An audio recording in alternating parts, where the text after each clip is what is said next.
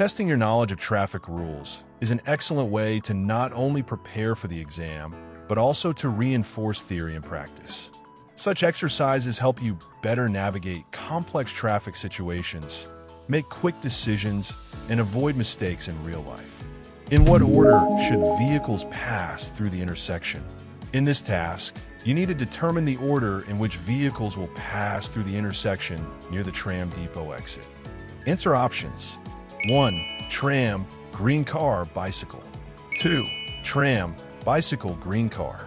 3. Bicycle, green car, tram. 4. Bicycle, tram, green car. 5. Green car, tram, bicycle. 6. Green car, bicycle, tram.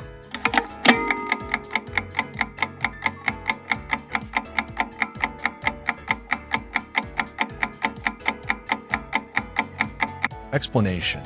We have the following situation. A tram leaves the depot and moves straight ahead. A cyclist also moves straight ahead, and a green car turns left. There are no traffic lights or road signs at the intersection. It is an unregulated intersection of equal roads.